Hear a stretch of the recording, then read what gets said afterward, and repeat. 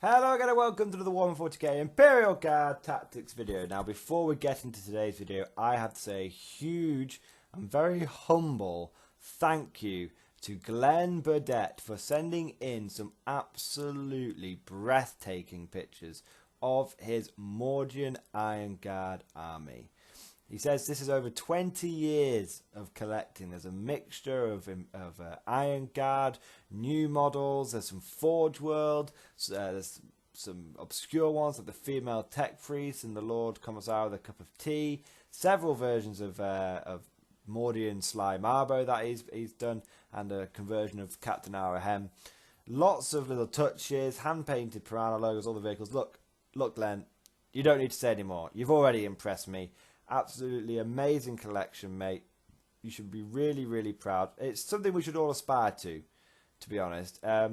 And looking at that really makes me want to just crack on with the Great Mordian Restoration Project and do my bit for Mordia, because I reckon that this is the kind of army that we should all strive to have.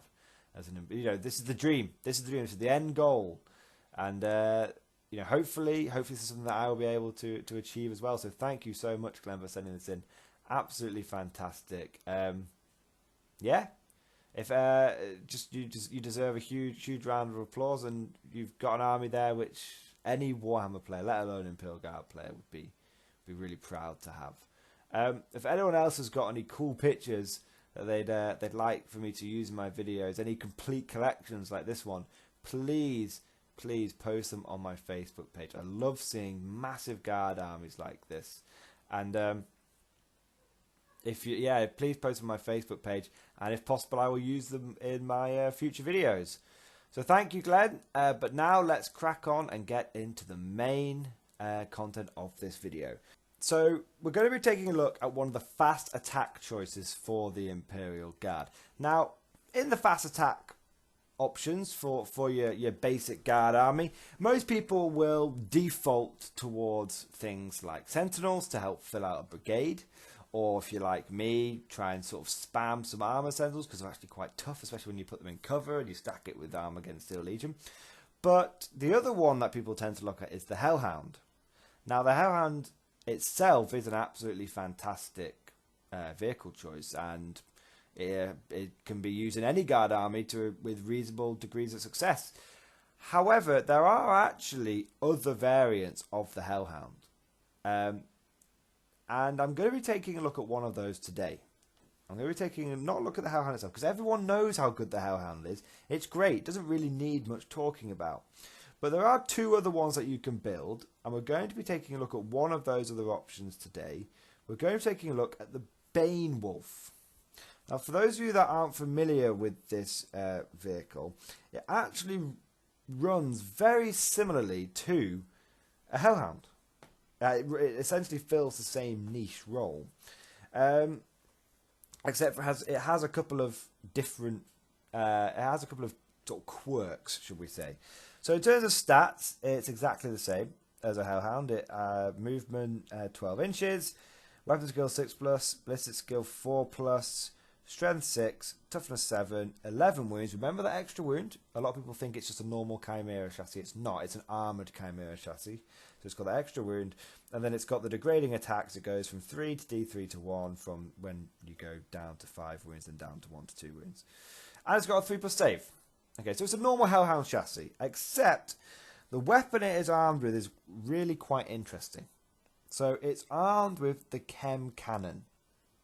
Okay, now the Chem Cannon is heavy D6. Now it's not heavy 2D6, but it's heavy D6. Okay, and I say the reason I bring that up is because the Hellhound is heavy 2D6. Now, the thing with this weapon is it's AP -3 and it's damage 1. However, it's only got an 8-inch range, so it's got a shorter range and less shots than the regular Hellhound. But this weapon does automatically hit like the Inferno Cannon, but in addition, it wounds on a 2+, unless it's targeting a vehicle, in which case it wounds on a 6+. Okay. Now the thing is, a lot of people will be saying but why do I care? Why do I care about this? Why wouldn't I just take the regular Hellhound?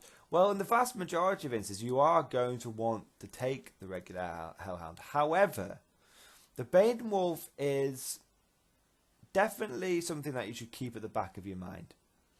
Because, interestingly, if you look at some of the sort of top tier lists at the moment, there aren't a lot of vehicles being used. Most Space Marine lists are pure infantry. You may come across a Thunderfire cannon. You will come across Thunderfire cannons. You may come across Whirlwinds, but the vast majority of the things you're going to be coming across are going to be infantry, and think things like Centurions and other nasty, horrible infantry. So, when you take that into account, the Chem Cannon is actually quite good because it's always going to wound on a 2+, and it's AP -3. The regular Hellhound is only AP -1, and against something like Centurions in cover, it's worthless. It's useless because they're in cover, so they're AP max, so they're still on the 2-up save. Whereas this thing would put them down to a 4-up save, which is quite good. And the other thing to bear in mind, and there are actually sort of a rise of units like that. So another good example is Tau stealth suits. If you're one of your regular opponents, like mine is, uses a lot of Tau stealth suits, and Tau stealth suits are definitely on the rise, guys. I've seen them in more and more armies because they're so tough. The thing is with the Hellhound is you rock a Hellhound up there and let loose with a burst from the Inferno Cannon, and often nothing happens because quite simply you're only wounding them on 3s, and they've got a 3-up save. +1 -1 because they're in cover. Whereas this thing again rocks up, and they're going to be on a those stealth suits are only going to be on a 5-up save, which is really good, really really good. These things are, like I said, they're sort of strangely very niche anti the current meta. The big thing about these guys, I will say, is this, which is they're cheap. Disgustingly cheap, to be honest. If you go for the deluxe edition, which is where you include the whole heavy flamer, which does make sense. It basically doubles the output of the Chem Cannon. It's only 94 points.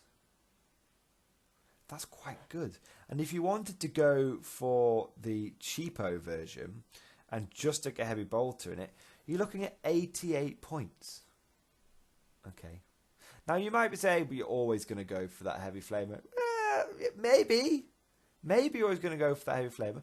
But let's just think there's not a lot of units out there which you can put down on the board for 88 points, which come with 11 3+ save wounds.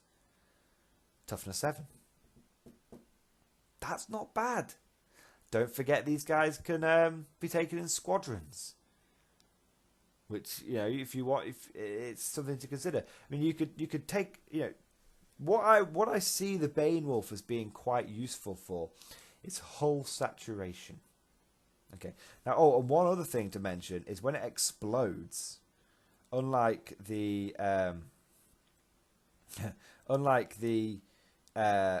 Hellhound, which when it explodes on a 4+, everyone takes D3 wounds.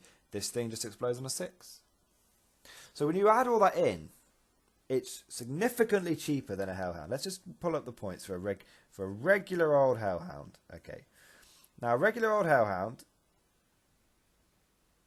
with the heavy bolter and turret mounted Inferno Cannon is 101 points. This thing is 13 points cheaper. It's like basically 13% cheaper. Okay, and for the price difference. For your 30 points, you do have half the range of the Hound. That is true. And you do have half the shots of the Hound. That is also true. But, like I said, you are cheaper. So if you add 3 of these things up, it's like 40 points cheaper. That's not an insignificant saving. That's an extra 3 infantry squad. Okay. And the big problem with Hellhounds these days is that they explode so easily. They're not that difficult to kill, and because they're not that difficult to kill, I mean, you know, because they're not that difficult to kill,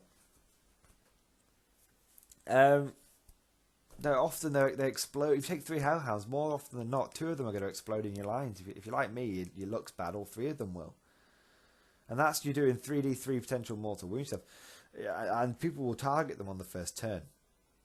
So it's a shorter ranged, less damage, safer hellhound.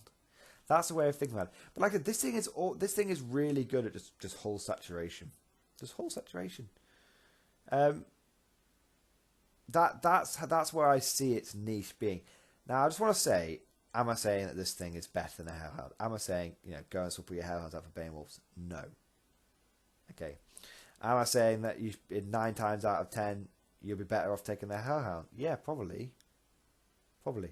This thing, being honest, probably should do 2d6 shots. Okay. It probably should do 2d6 shots. It doesn't, and it probably should. Okay. If it got 2d6 shots, okay, it would be really good.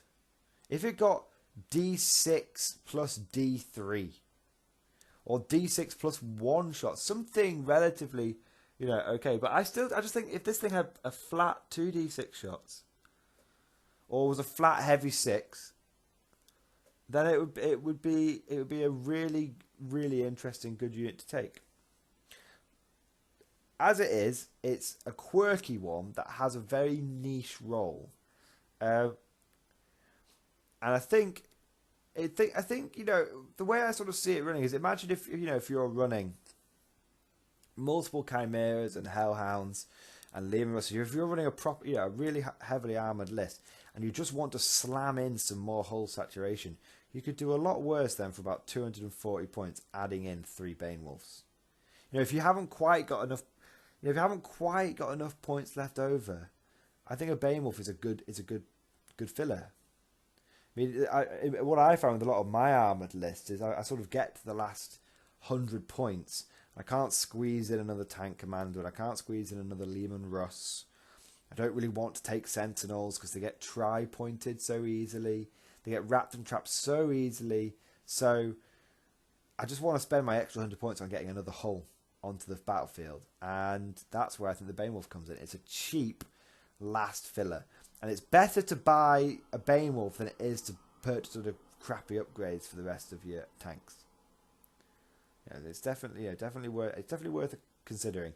I would tend to automatically give it the Hull Heavy Flamer. If you're just taking the one and you've got about 100 points left over, take the Hull Heavy Flamer. Anyway, guys, let me know what you think about the Bane Wolf. I personally think it's very situational until Games Workshop, unless Games Workshop gives it the 2d6 shots. At the moment they give it 2d6, I think it's a real contender for the Hellhound. Because then what you're saying is, look, these units, and I wouldn't even mind if they made it the same points as the Hellhound. Then I'd be okay with that, or if the Hellhound came down to match it, whatever. Because then what you're saying is, look, this thing's got to get closer, but it's going to do more damage, whereas the Hellhound has actually got a bit of leeway and is good against multiple targets, but, you know, unfortunately will explode and kill everyone around it.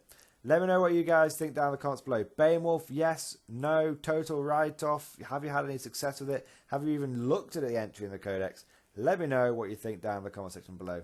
Thank you guys for listening, and of course, I'll see you guys next time.